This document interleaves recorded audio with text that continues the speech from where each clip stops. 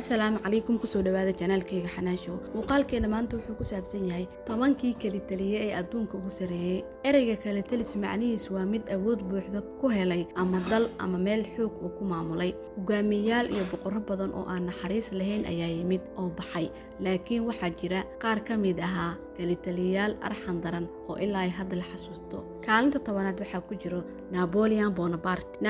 Bonaparte wuxuu cadeeyay in aabaha uu noqdo boqorka Faransiiska aan ahayn habka kaliya ee aad ku noqon karto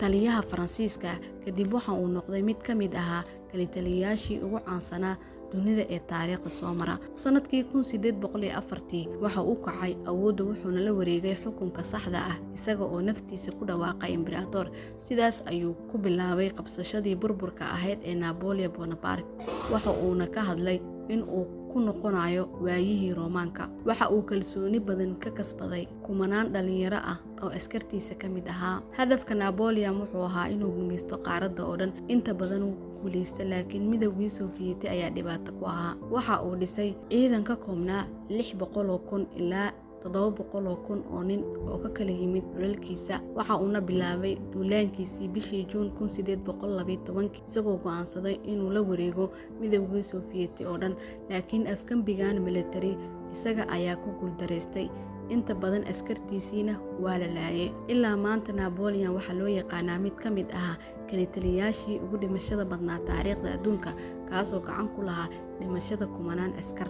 kaalinta 9aad waxaa ku jiro Benito Mussolini malaha wuxuu ahaa qofka kaliya ee midayn karay Talyaaniga waxa uu soo celiyay nidaamkii dawladnimo isagoo hoos u dhigay nidaamkii dimuqraadiyadda ahaa ee dawladnimada waxa uu dalka ka dhigay mid hal xisbi ku dhisan wuxuu lahaa ciidankiisii xisbigii fatiishtaha waxa uu kaloo lahaa koox boolis ah oo qarsoodi ah xitaa wuxuu la shaqeeyay Hitler laakiin iskaashigii la marin habaabiyay ayaa aakhirkii u horseeday inuu burburo waxa uu mas'uul ka ahaa in ka badan 400,000 oo dil inta lagu guda jiray dagaalkii labaad ee adduunka taasoo ka dhigan mid ka mid ah kali taliyayaashii ugu caansanaa adduunka kaalinta 8aad waxaa ku jiro Mao Zedong xisbiga shuuciga ah ee Shiinaha waxa uu noqday mid awood buuxda leh kadib markii uu xoog shicib oo arxan darro ah ku hoos noolaayeen hogaamiyahoodii Mao Zedong 1949 Shiinuhu inkastoo uu ahaa dal ballaaran oo dad badan haddana siyaasad ahaan daciif buu ahaa Zedong wuxuu rabay inuu raaco hanaankii warshadeynta Sofiyeetka oo si qoto dheer ugu bedelo Shiinaha wadan warshadeysan waxa mararka qaar loogu yeeray gacan ku dhiigle wadareedkii ugu xumaa ee soo mara talisyada ama mid ka ma aha taliyayaashii ugu xumaa laakiin in la ogaado tirada saxda ah inta ku dhimata siyaasadiisa iyo kuwa hadda lagu dilay nidaamka ma fududa tiradaas ayaa lagu qiyaasaa 40 ilaa 45 milyan malaayiin qof ayaa dhintay natiijada tooska ah ee siyaasadda Mao iyo dulqaad la'aanta dhaleeceyntiisa waxaa daliilku ugu filan sida siyaasadiisii iyo go'aanadiisii ugu horseedeen burburka halaaga dadka caadiga ah tirada dhimashada waxay ahaayeen malaayiin taasoo ka dhigaysa mid ka mid ah kali taliyayaashii ugu naxariista darnaa adduunka kaalinta 7aad waxaa ku jira Muammar al-Qaddafi wuxuu ahaa astaanta kali talisnimada islaamka wuxuu sameeyay ilaalo ballaaran oo dadkiisa ah wuxuu naftiisa noqday nin taajir ah iyadoo heerka hantida Liibiya uu sare u kacay maalin kasta wuxuu si aan kala sooc lahayn u laayay jabhado inkastoo oo Liibiyaankii ay dagaalameen haddana waa la dilay oo la riday in ka badan 10,000 oo qof ayaa ku dhintay kumanaan qof ayaa la burburiyay taasoo ka dhigaysa mid ka mid ah kali taliyayaashii ugu xumaa adduunka kaalinta 6aad waxaa ku jiro Pol Pot hogaamiyihii shuuciga ah ee Khmer Rouge waxa uu rumaysnaa in magaalooyinka ay yihiin shar waxaana isku dayay inuu Cambodia dib ugu celiyo gobolkeedii miyiga sanadkii 1975 ay ciidamada Mareykanku ka guureen 6 sano ee dagaalka kadib taasoo u gogol xaartay qorshihiisa Khmer Rouge ayaa ku guuray caasimadda iyagoo dadka ku qasbay inay u guuraan baadiyaha Cambodianka ayaa lagu qasbay inay galaan xeryaha shaqada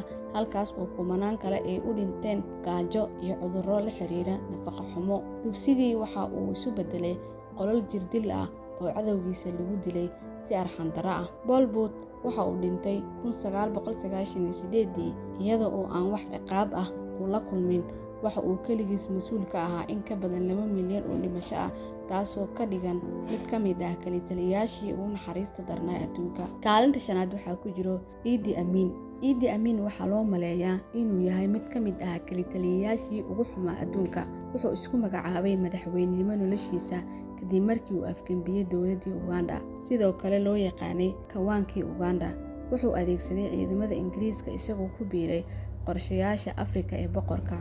Waxa uu sumcad xumo ku lahaa jirdilka marka la wareysanayo si uu dadka isaga hoos yimaada mar walba ay u dhintaan, balse Ingiriiska ayaa siinayay dalacsiin. Amin oo ahaa nin aad ugu dhow boqorkii Milton Obote, ra'iisul wasaarihii xilligaas, Amin wuxuu gaaray darajo sare wuxuuna weeraray boqorkii Uganda. Wuxuu adeegsaday awood taasoo keentay in 100 qof lagu laayo iyo burbur hantiyeed. Waxa uu ahaa hogaamiye siyaasadeed oo ku dhaqma fikrado qalafsan oo naxariis darro ah. Tirada dhimashada ayaa kor u dhaaftay 500,000, taasoo mutaystay magaca mid ka mid ah kalitaliyaashii ugu dilka badnaa adduunka. Kaalinta afraad waxaa ku jiro Joseph Stalin. Joseph Stalin kadib markii uu ka hoos shaqaynayay Vladimir Lenin, waxa uu yimid awooddiisii siyaasadeed geeridiisii kadib. Ninkan birta ah waxa uu noqday kalitali Midowgii Sofiyeeti, isagoo bahdilay oo meesha ka saaray dadkii la tartamayay.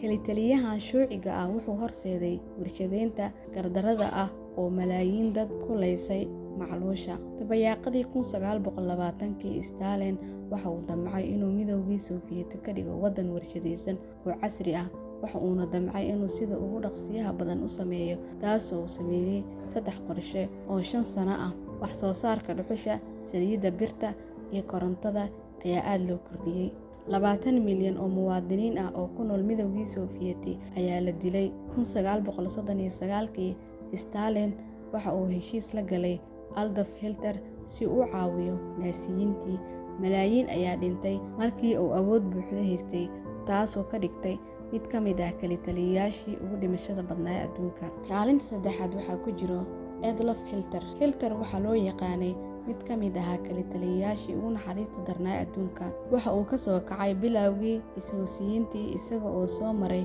dhibaatooyinkii dugsiga iyo qoyskiisa si uu u noqdana halyeey la qurxiyay dagaalkii koowaad ee adduunka iyo markii dambe taageere xamaasad iyo daacad u ah Jarmalka. Wuxuu ahaa ninkii si toos ah mas'uul uga ahaa dagaalkii labaad ee adduunka iyo xasuuqii Yahuudda iyo baabi'intii in ka badan 10 milyan oo naf bilaadan ah. Wuxuu ilaa hadda ahaa Naazigii ugu caansanaa. Wuxuu Naazi kaliya ka dhigay xisbiga kaliya ee sharciga ahaa xisbi siyaasadeedka ee Jarmalka, wuxuuna dhaqan geliyay awoodda ilaa xad aysan cid kale xitaa ku dhicin inay cod kor u qaado. Hitler waxa uu geystay xadgudubyadii ugu xumaa ee soo mara taariikhda bini'aadamka, isagoo ka dhigay mid ka mid ah kalitaliyaashii ugu caansanaa uuna dilka badnaa. Kaalinta labaad waxaa ku jira Attila Hun. Attila ayaa weli caan ku ah inuu yahay mid ka mid ah kalitaliyaashii ugu naxariista darnaa abid, isagoo ka gudbay wuxuuna caan ku ahaa inuu dhaco Balkaniska. Inkastoo uu ku guuldareystay qaadashada Faris, haddana waxa uu sii waday